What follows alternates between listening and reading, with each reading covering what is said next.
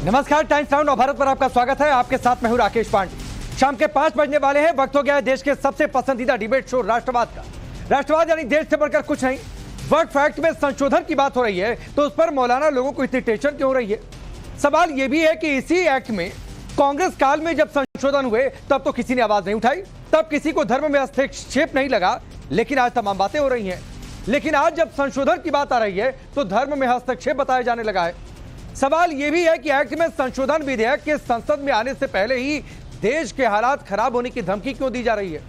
दरअसल खबरों के मुताबिक इसी हफ्ते मोदी सरकार वक्फ एक्ट में संशोधन को लेकर बिल राज्यसभा में पेश कर सकती है, लेकिन बिल के संसद के पटल पर आने से पहले ही नैरेटिव ऐसा सेट किया जा रहा है कि सरकार धर्म में हस्तक्षेप करने जा रही है। नैरेटिव सेट किया जा रहा है कि सरकार मुसलमानों की जमीन हड़पना चाहती है। मौलाना मदनी से लेकर यासीन तक बिल के खिलाफ भड़काऊ बयानबाजी पर उतर आए हैं। सवाल है कि अगर सरकार गरीबों और महिलाओं के वक्फ में हक दिलाने की बात कर रही है तो इसका विरोध क्यों हो रहा है? आज इसी मुद्दे पर डिबेट, लेकिन पहले रिपोर्ट देखिए।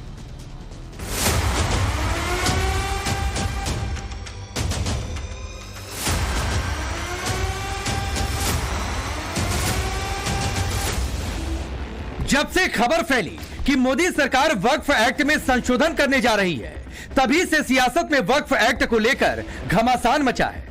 तमाम मुस्लिम संगठन से लेकर अलग अलग मौलाना देश में भड़काने के काम में लगे हैं। सरकार को मुसलमान विरोधी बताकर एक अलग नैरेटिव सेट किया जा रहा है।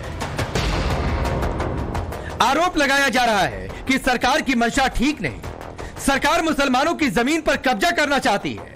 दरअसल 2 अगस्त को वक्फ संशोधन विधेयक को केंद्रीय मंत्रिमंडल ने 40 संशोधनों के साथ मंजूरी दी। अब सूत्रों के हवाले से यह कहा जा रहा है कि इसी हफ्ते किसी भी दिन सरकार ये विधेयक राज्यसभा में पेश कर सकती है।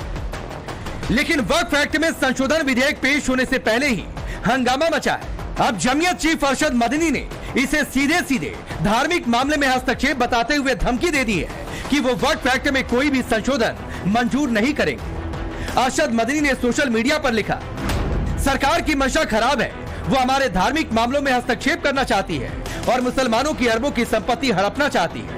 हम वक्फ कानून में ऐसे किसी संशोधन को कभी भी स्वीकार नहीं कर सकते जिससे वक्फ की स्थिति और वक्फकर्ता का उद्देश्य बदल जाए।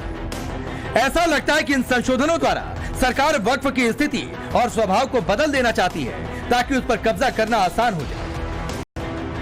सिर्फ अरशद मदनी नहीं, ओवैसी से लेकर मौलाना साजिद रशीदी तक ने इस पर पहले ही विरोध जता दिया है। अब जमाते इस्लामी हिंद भी विरोध में खड़ा हो चुका है। जमाते इस्लामी हिंद के उपाध्यक्ष मलिक मुतासिम ने आरोप लगा दिया कि सरकार वक्फ की जमीन छीनना चाहती है। जो कुछ हुकूमत का रवैया है और जो कुछ हुकूमत ने अब तक या हुकूमत जिस पार्टी की उन्होंने जो कुछ कहा है, उससे ऐसा लग रहा है कि वो औकाफ में वक्फ बोर्ड में कानून को बदल के जो औकाफ की जायदादें हैं उनको नुकसान पहुंचाना चाहते हैं। इनका इंटेंशन मुस्लिम कौम की भलाई या मुस्लिम औरतों की भलाई है या वक्फ बोर्ड में तब्दील करके उन जमीनों को कुछ पूंजीपतियों को और उस पर कब्जा करके मुसलमानों से वो जमीन छीन लेने का इरादा है। ये असल मसला है।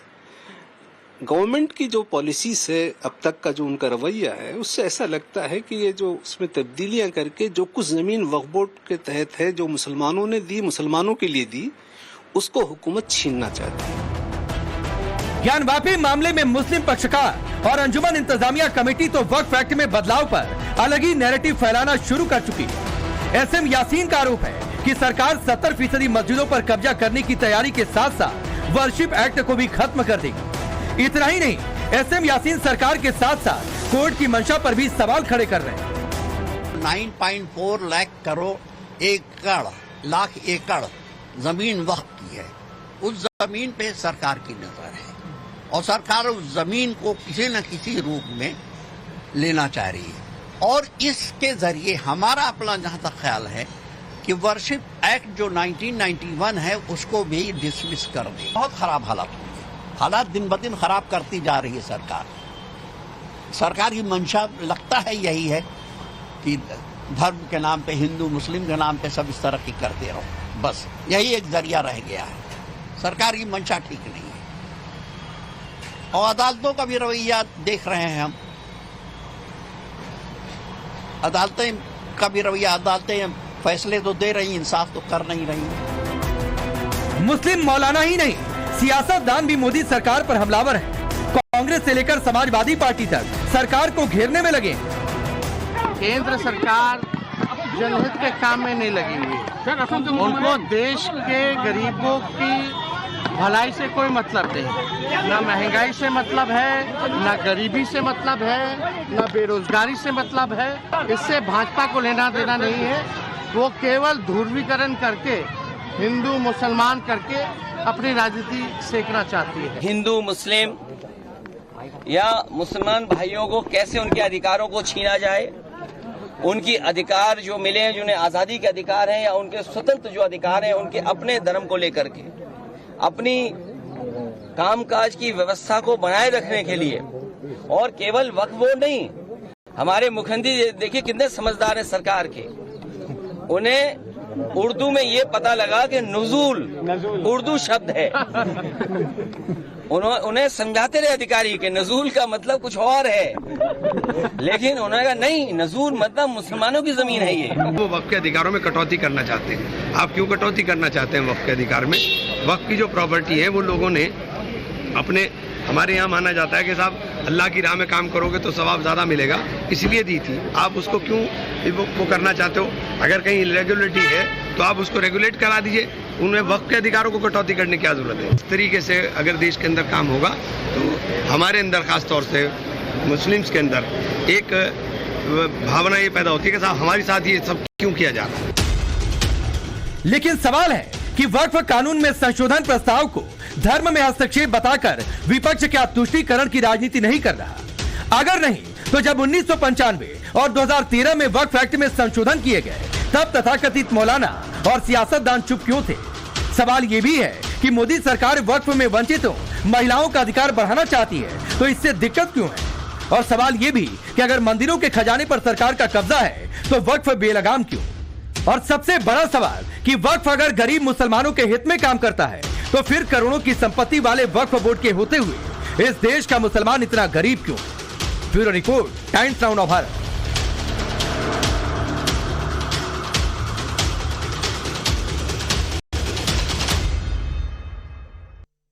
1995-2013 में संशोधन हो गए, असीमित अधिकार दे दिए गए। तब ये किसी को बुरा नहीं लगा क्योंकि तब असीमित अधिकार मिल रहे थे। तब ये ध्रुवीकरण भी नहीं लगा, तब ये तुष्टीकरण भी नहीं लगा। लेकिन असीमित अधिकारों में अब सत्यापन का एक प्रावधान डाला जा रहा है तो लग रहा है कि धर्म में हस्तक्षेप हो गया। चलिए आपका परिचय आज के मेहमानों से करवाता हूं। शाहजहां इल्मी भारतीय जनता पार्टी के नेता और प्रवक्ता विजय शंकर तिवारी जी बीएचपी से, फिरोज बख्त अहमद साहब पूर्व कुलपति हमारे साथ जुड़े हैं, आदिल हसन एमआईएम पार्टी के नेता और प्रवक्ता, Mohammad Atiq Indian Muslim League, Asghar Khan हमारे साथ जुड़ रहे हैं जो कि वकील हैं। आप सभी का बहुत बहुत स्वागत है। मैं मोहम्मद अतीक आज शुरू आपसे कर रहा हूं और सवाल बड़ा सीधा सा है कि अभी वक्फ एक्ट में संशोधन की बात हो रही है तो धर्म में हस्तक्षेप हो गया। 95 में संशोधन हुआ तब ठीक था, 2013 में संशोधन हुआ तब ठीक था क्योंकि तब असीमित अधिकार मिल रहे थे। अभी असीमित अधिकारों पर कंट्रोल की बात है तो धर्म में हस्तक्षेप हो गया।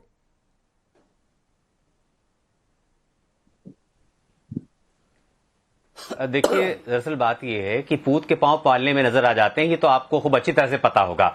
भारतीय जनता पार्टी की जिस तरह की नीतियां हैं वैसे पिछली सरकारों की नीतियां नहीं थी, इसलिए हस्तक्षेप का विरोध हो रहा है। और भारतीय जनता पार्टी जिस तरह से यूसीसी और महिलाओं का कल्याण और हमारी शरीयत में मदाखलत, ये सारी चीजें कर चुकी है, तो विरोध तो बनता ही बनता है क्योंकि हम जानते हैं कि उसके दिल में क्या बस रहा है। मुसलमानों की संपत्ति पे कब्जा करके दूसरों को देने की जो साजिश चल रही है वो कामयाब तो हम नहीं होने देंगे, ये समझ लिए। All India Muslim personal law board और जमीयत जो है जिस तरह से बात कर रही है, मुस्लिम लीग भी वही क्या चाहती है कि हमारा जो वक्फ है उसमें बिल्कुल भी आप मदाखलत नहीं करें कि वो हमारे मजहब में मदाखलत मानी जाएगी। हमारे बुजुर्गों ने जो अपने गाड़ी कमाई से चीजों को वक्फ किया है उसमें फैसला लेने वाले आप कौन होते हैं? उससे फैसला लेने वाले आप गाड़ी कमाई ना, अभी मोहम्मद अतीक इस पर भी आऊंगा कि एक संशोधन में बाय यूजर क्लॉज जोड़ दिया कि जमीन अपनी नहीं है, इस्तेमाल कर रहे हैं तो भी वक्फ कर सकते हैं। तो ये गाड़ी कमाई वाली दलील अभी शुरू में मत दीजिए, नहीं तो ये दलील आप पर ही भारी पड़ जाएगी। असीमित अधिकारों पर मेरा सवाल मैं फिर दोहरा रहा हूं और मैं फिर दोहरा रहा हूं, मोहम्मद अतीक सवाल बहुत ध्यान से सुनिएगा। और मेरा सवाल है कि 95 में संशोधन होता है, 2013 में संशोधन होता है, और सीमित अधिकार मिल जाते हैं, आपकी जमीन नहीं, आप सिर्फ उस जमीन पर काम कर रहे हैं तो भी आप वक्फ कर सकते हैं, तो आपको बड़ा अच्छा लगा था क्योंकि अनलिमिटेड राइट्स आपको मिल रहे थे, वो आपको सेटिस्फाई कर रहा था। ऐसी बात नहीं है, हम नहीं, ये आप ये गलत नैरेटिव बना रहे हैं यहां पर। हम किसी की भी जमीन पे कब्जा नहीं करते हैं। नहीं, क्या गलत नैरेटिव जमीन होती है हम उस पे ही अपने दावा करते हैं। क्या गलत नैरेटिव है? हमने मोहम्मद अतीक, क्या बाई यूजर का क्लॉज नहीं है? बिल्कुल गलत। आप ये मोहम्मद अतीक, क्या बाई यूजर का क्लॉज नहीं है? आप बाई यूजर, अरे हम किसी की जमीन, मैं पूछ रहा हूं बाई यूजर का क्लॉज है कि नहीं है? किसी की जमीन पे कब्जा नहीं करते, जो हमारी, अभी मैं कब्जा की बात नहीं कर रहा। मोहम्मद अतीक, हमारी जमीन जो होगी हम उसी पे जो है अपना बाई दावा यूजर का ठोकेंगे। क्लॉज है कि नहीं है? हाँ, नहीं, जाहिर सी बात है, आप बाई यूजर वाला क्लॉज इसीलिए इस्तेमाल कर रहे हैं कि किसी की जमीन नहीं है, आप उस पर कब्जा कर सकते हैं। मोहम्मद अतीक, है कि नहीं है बाई यूजर का क्लॉज? अपनी जमीन मोहम्मद अतीक, है कि नहीं? वक्फ बोर्ड हमेशा अपनी जमीन पे जो है कब्जा का जो दावा ठोकता है, वरना किसी दूसरे की जमीन पे बिल्कुल भी नहीं ठोकता। मोहम्मद अतीक भागी नहीं, मीडिया का बनाया हुआ है। मैं पूछ रहा हूं, अगर मान लीजिए, अरे सुनिए मोहम्मद अतीक, मैं सवाल को सिंप्लीफाई कर देता हूं। अरे सुनिए ना, अगर मान लीजिए कोई जमीन आपके पास है, आप उस पर मान लीजिए इस्तेमाल कर रहे हैं, खेती कर रहे हैं, कुछ भी कर रहे हैं, और उस जमीन का कागज आपके पास नहीं है, तो आप उसको वक्फ कर सकते हैं कि नहीं कर सकते हैं? वक्फ बोर्ड, सुनिए, वक्फ बोर्ड के पास उसका कागज है, जाहिर सी बात है, जो नहीं, हमारी जमीन अरे है, आप ही के पास कागज नहीं तो वक्फ बोर्ड के पास कागज करते हैं, हम वक्फ करते हैं। घुमाइए नहीं भाई, घुमाइए नहीं। बाई यूजर का क्लॉज है कि नहीं? अच्छा चलिए, मैं असगर खान, नहीं, भरमाने की जरूरत नहीं, आप भरमा रहे हैं, बिल्कुल भरमा आप रहे हैं, आप बिल्कुल भी नहीं भरमाइए। अरे मैं सच्चाई बता रहा हूं, जो वक्फ करी गई है, मैं सच्चाई बता रहा हूं देश के लोगों को कि बाई यूजर का क्लॉज कैसे जोड़ दिया गया एक संशोधन के जरिए, सरकार कि आपकी जमीन नहीं है, इस्तेमाल कर रहे हैं तो भी वक्फ कर सकते हैं। अब आसान नहीं होगा, अब यूसीसी नहीं चलेगा, फिर अब यूसीसी की तरह, और या फिर हमारी शरीयत में मदाखलत की तरह हमारी डिरेल होने की जरूरत नहीं है, नहीं कर सकते। मोहम्मद अतीक, डिरेल होने की जरूरत नहीं है। असगर खान, एक छोटा सा सवाल, छोटा जवाब, फिर मैं शाजिया के पास जाऊंगा। ये अरे रुक जाइए, रुकिए, ये बाई यूजर का क्लॉज है कि नहीं? बहुत ईमानदारी से बताइएगा, एक वकील है। देखिए, बाई यूजर का क्लास वो इस तरह से है कि आपके पास अगर पेपर नहीं है, लेकिन शर्त यह है कि प्रॉपर्टी आपकी ही होना चाहिए, कब्जा भी आपका, कैसे? और ऑनर भी आप भी। बहुत सारे ऐसे जो दादा इलाही प्रॉपर्टीज हैं, पहले पूरी बात सुन लें आप, जो दादा इलाही प्रॉपर्टीज हैं उनके बहुत सारों के पेपर्स नहीं हुआ करते, तो वो, लेकिन आप किसी और की प्रॉपर्टी वक्त नहीं कर सकते, बिल्कुल नहीं कर सकते, कहीं कोई क्लॉज नहीं है, सिर्फ आप इस्तेमाल करते हैं, आपका पेपर नहीं है, आपकी दादा इलाही प्रॉपर्टी है, ऑनर आप हैं, और अगर उसमें एक से ज्यादा है तो सबके मशवरे अच्छा, ये कब जुड़ा था, जरा ये भी बता दीजिए असगर भाई, ये बाई यूजर वाला क्लॉज कब जुड़ा था? जी, बाई यूजर वाला क्लॉज कब जुड़ा था? भाई आप, ठीक है, आपका कहना यह है, या आपका कहना यह है कि साहब ये 2013 में और इसमें 1995 में इसको ऐड किया था। अगर इसको ऐड कर दिया तब तो अच्छा लगा था ना असगर खान? सवाल ये गलत, नहीं, सवाल गलत कैसे हो गया? अब देखिए, माने 2013-95 में ये क्लॉज जुड़ गया कि बाई यूजर, यानी आपकी जमीन नहीं, आपके पास कागज नहीं है, आप बाप दादा की संपत्ति कह रहे हैं, उसको परिभाषित कर रहे हैं अपने हिसाब से, लेकिन वो ये भी तो संभावना है कि किसी और की जमीन पर कब्जा हुआ होगा और उसे वक्फ कर दीजिए, वो बेचारा मरता फिरे कि हमारी जमीन कहां गई। अपने हिसाब से कुछ नहीं होता, नहीं, देखिए राकेश भाई, अपने हिसाब से कुछ नहीं हो सकता, कानून के हिसाब से होता है। अगर मैं वकील हूं तो कानून के हिसाब से बोलूंगा, तो हम किसी और की, मैं तो आपको यहां तक कह रहा हूं कि अगर एक दादा इलाही प्रॉपर्टी में एक से ज्यादा लोग हैं तो मैं सिर्फ, और मैं करना चाहता हूं वक्त, मैं अपना हिस्सा करूंगा, किसी दूसरे का नहीं कर सकता, और उसकी जब तक कंसर्न ना हो, तो यहां तक जो जिस चीज का ऑनर है वही वक्फ करेगा। ये तो अल्लाह के दरबार से सीधा बंदों तो सर, बिलासपुर में नगर निगम की जमीन कहां चली गई? चूंकि ये दिल्ली में तो खैर छोड़ दीजिए, गिफ्ट में ही मिल गई थी कांग्रेस से। 1995 में हैदराबाद में 5 स्टार होटल की जमीन को अपना बता दिया, दिल्ली में डीडीए की जमीन पर कब्जा, अलीगढ़ में हिंदू मठ की संपत्ति पर कब्जा, कितने तो ये बाई यूजर का क्लॉज, कितने 5 स्टार लोगों ने जबरदस्ती बना लिए। अब आप नहीं, कितने 5 स्टार बना लिए। अब सवाल ये कि चूंकि आपने पहले भी सवाल उठाया था कि करप्शन की बात है, हम इसलिए इन सब चीजों को ऐड कर रहे हैं, इसलिए संशोधन कर रहे हैं, इसलिए अमेंडमेंट कर रहे हैं। अरे भाई, करप्शन के लिए पहले कानून है हमारे मुल्क में, कोई जरूरत नहीं है। नहीं जहां वो आप अच्छा चलिए मैं आऊंगा इस पर भी। अब शाजिया कार्रवाई की है। शाजिया सीधी सी एक लाइन है कि आप लोग धर्म में हस्तक्षेप कर रहे हैं क्योंकि सत्यापन वक्फ सीधे नहीं पहले सत्यापित करना होगा, इससे दिक्कत है। अब देखिए मुझे थोड़ा वक्त दीजिएगा, और आप सही कह रहे हैं सत्यापन के बगैर किसी की भी जमीन नहीं ली जाएगी, लेकिन इसका मतलब ये नहीं है कि जैसे 1995 के एक्ट में धारा 3 में लिखा गया है, क्लॉज 3 में लिखा गया है कि अगर वक्फ बोर्ड ये सोचे भी कि जमीन वक्फ की है तो वक्फ बोर्ड उसे ले सकता है, यानी कि सत्यापन दोनों तरफ से होगा, इसके कागजात भी दिखाए जाएंगे। लेकिन उससे बढ़कर आपने बहुत पहले और जरूरी चीज कही कि जो गरीब मुसलमान है उसके लिए क्या है वक्फ जमीन में, उसका कितना उसको कितना योगदान मिलता है और मदद मिलती है। आप बात कर रहे हैं तुष्टिकरण की, तुष्टिकरण है लेकिन ये गरीब मुसलमान का तुष्टिकरण नहीं है। ये चंद फिर से बोल रहे हैं भाई साहब, चुप रहिए आप चुप रहिए, आप पर नाम शाजिया नहीं है, सारी चीजें आप वक्त से लेंगे, आपका नाम शाजिया है, आपका नाम शाजिया है कि अतीक है? नहीं पहले बताइए आपका नाम शाजिया है कि अतीक है? आपकी सरकार आपका नाम शाजिया है? आपकी सरकार आपका नाम शाजिया है? मद नहीं है नहीं अच्छा गरीबों को देने के लिए। शाजिया साहब चुप हो जाइए थोड़ी देर के लिए। मद नहीं है। अब देखिए कैसे बात कर पाऊंगी, इनको इतना तहजीब नहीं है सुनने का। देखिए मैं नहीं बोल पाऊंगी ऐसे, देखिए इस तरह की मेरी आदत नहीं है। चलिए मोहम्मद अतीक सुन लीजिए, शाजिया अपनी बारी का इंतजार कर रही थी, जो आपको गलत लगे आप बोल दीजिएगा बाद में उनके, लेकिन पहले उनको सुन लीजिए। देखिए कुछ दमनकारी और लालची मजहबी परिवार हैं जिन्होंने मजहबी ठेकेदारी और जमींदारी चला कर रखी है, ना तो ये परोपकार या भला करते हैं किसी भी गरीब परिवार का और इसको इस्तेमाल करते हैं। मैं आपको हजारों एग्जाम्पल दूंगी, लेकिन एक एग्जाम्पल, अमानतुल्लाह खान का नाम सुना है आपने? आप सब लोग ने सुना होगा। कौन है वो? पहले दिल्ली वक्फ बोर्ड के चेयरमैन थे, अब उन पर भी करोड़ों के इल्जाम लगे हैं तो वो हटाए गए, लेकिन उन्होंने 2016 में इल्जाम लगाया था किसके ऊपर? हारून यूसुफ का नाम सुना है आपने? कौन है हारून यूसुफ साहब? कांग्रेस के वक्त में दिल्ली वक्फ बोर्ड के वो थे चेयरमैन। क्या इल्जाम लगा था? बाकायदा अमानतुल्लाह खान ने, जो शाजिया अल्मी ने नहीं, आपकी प्रिय आम आदमी पार्टी के चेयरमैन वक्फ बोर्ड के बाकायदा अदालत गए थे और उन्होंने प्रमाण दिया था किस तरह से हारून यूसुफ ने 62 बीघा जमीन सिर्फ 1 करोड़ के दान के लिए उसको 25 पैसे पर बीघा के हिसाब पर दिया है, और ये एंटी करप्शन ब्यूरो में ये केस दर्ज हुआ। अब आप बताइए, ये भी मुसलमान और वो भी मुसलमान, इसमें कहां गरीब आता है? इसमें सिर्फ पैसे का खेल है, और जो भू माफिया काम करता है ये उसका है। इन्हें गरीब मुसलमानों से कोई मतलब नहीं है। अब तक अगर मतलब होता तो कितने स्कूल, यूनिवर्सिटी, अस्पताल। ठीक है शाजिया, मैं आता हूं अब आदिल भाई। नहीं और बहुत सारी बातें मुझे कहने की, चलिए मैं बात रखूं। ठीक है आदिल हसन, एक सीधा सा सवाल है। आप लोग कहते हैं या सभी कहते हैं, होना भी चाहिए कि सभी धर्मों को समान हक मिले, सभी धर्मों को समान अधिकार मिलना चाहिए देश में, तो क्या आपको नहीं लगता है कि सभी धर्मों से ऊपर उठकर वक्फ बोर्ड को ऐसी असीमित पावर दे दी गई जो दूसरे किसी भी धर्म में नहीं दी गई है?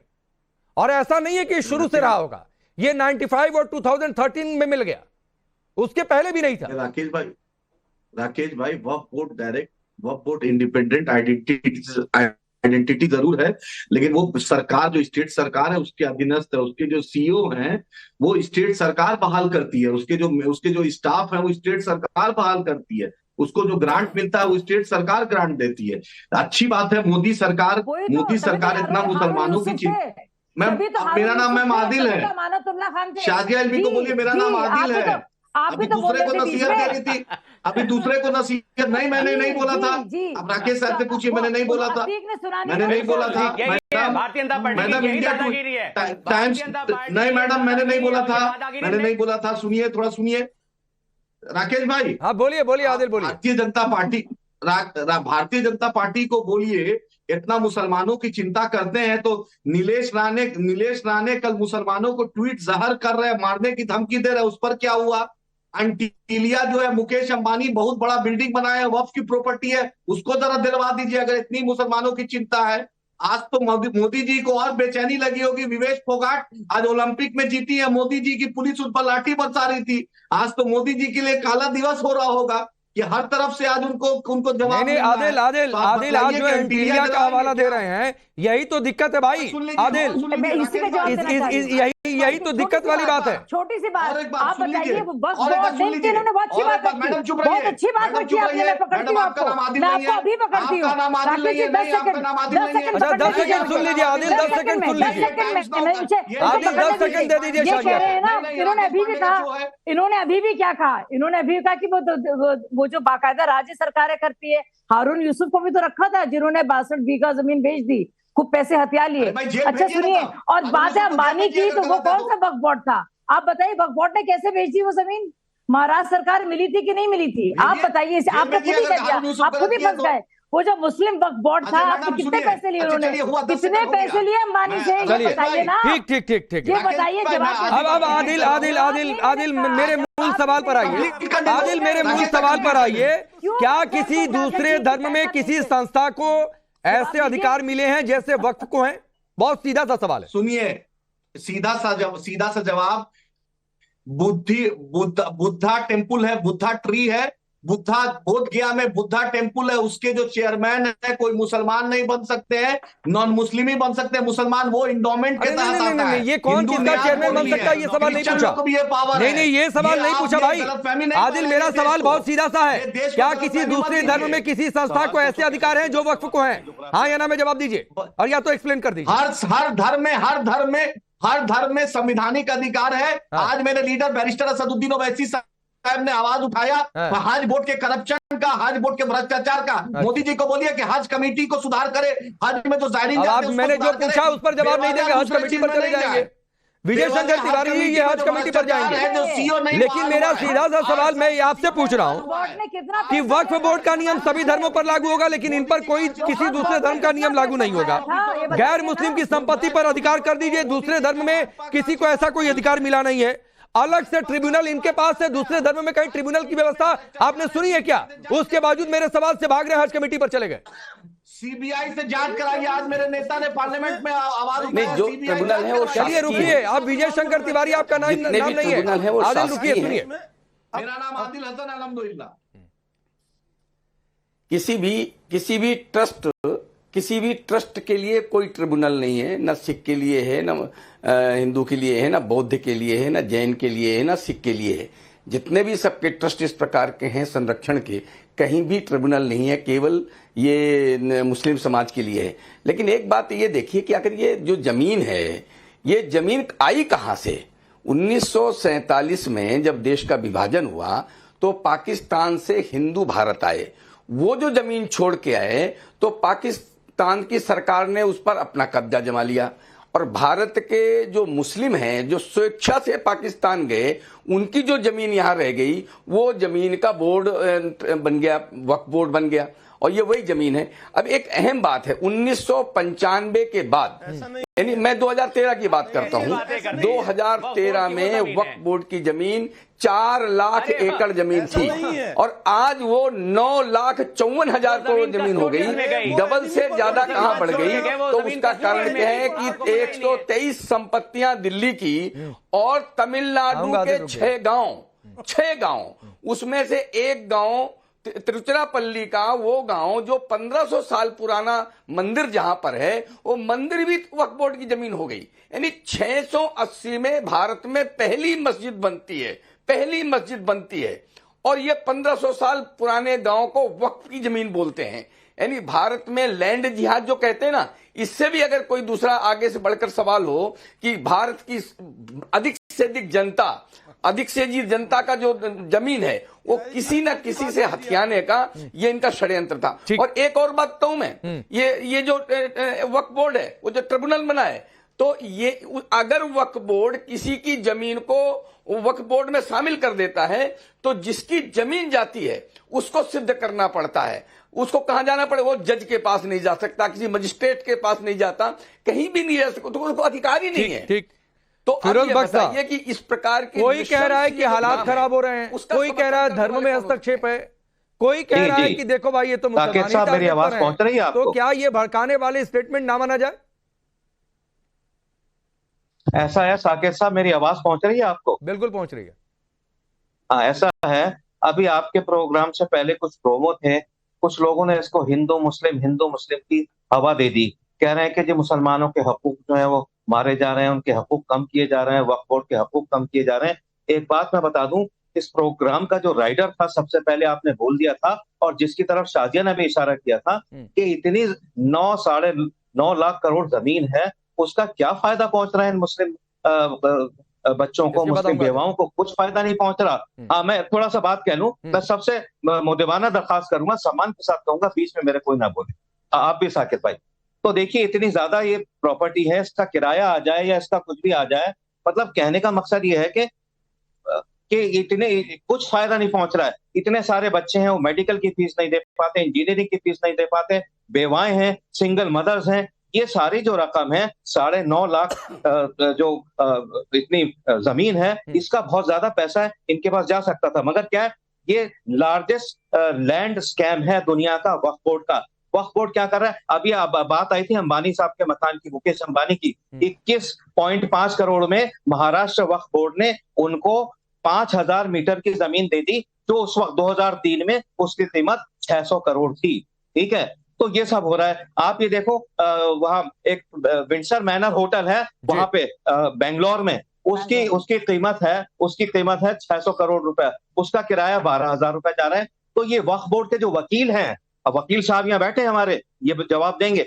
वक्फ बोर्ड के जो ऑफिसर्स हैं, ये कौड़ियों के मोल इन्होंने जमीन बेच दी, वक्फ बोर्ड की दुकानें बेच दी, मॉल बेच दिए। चांदनी चौक देखिए, पुरानी दिल्ली में चांदनी चौक है। अब आदिल बोलिए, और एक बात मैं ऐड कर देता हूं, जो शाजिया ने कहा या फिर फिरोज बख्श साहब जो बात कह रहे हैं, किराया 100 रुपए कि भाई इतना पैसा है, सालाना आय 200 करोड़ है, इतनी प्रॉपर्टी है कि देश में तीसरी सबसे बड़ी प्रॉपर्टी वाला संस्थान है, उसके बावजूद क्या तो मुसलमान पिछड़े हुए हैं?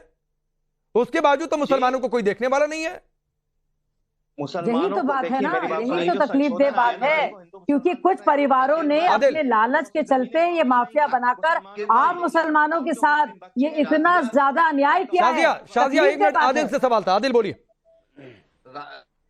राकेश भाई, शाजिया जी ने और फिरोज भक्त साहब ने कहा एक मामला कि इंक्रोचमेंट है, तो मैं मोदी सरकार जो है, अकबर ओवैसी साहब ने विधानसभा में उठाया कि एसआईटी बनाइए, इंक्रोचमेंट खत्म कीजिए। मोदी सरकार मेरा इंक्रोचमेंट वक्फ की खत्म करवा दे, और मोदी सरकार एंटीलिया जो है वो जमीन जो मूल करंट प्राइस है उससे दिलवा दे वक्फ बोर्ड को, और वक्फ बोर्ड का जो भ्रष्टाचार है उसको जेल में दिए, जो भी गलत किया है। और वक्फ बोर्ड का जो ट्रिब्यूनल है, जो ट्रिब्यूनल का जज बनता है, वो चीफ जस्टिस बनाते हैं, पर अब तक उठाया वो कोई अदानी अंबानी नहीं बनाते, वो चीफ जस्टिस बनाते हैं। वो भाजपा राजद जदयू नहीं बनाती है, वो स्टेट के चीफ जस्टिस अपॉइंट करते हैं ट्रिब्यूनल के चेयरमैन, और वो सरकार के अधीनस्थ होता है। असल में आप इतने झूठे हो गए भाई साहब। सुनिए, आप पूछे वो वक्फ बोर्ड का कौन था मुतवल्ली, वो मुतवल्ली कौन था, और कितने करोड़ रुपए उसने खाए हैं, और मेरी सवाल पूछने वाला है। इसीलिए संशोधन जरूरी है, इसीलिए वही मुतवल्ली ने जो बाकायदा करोड़ों खाए हैं पैसे, और जिस तरह से हारून यूसुफ ने खाए हैं,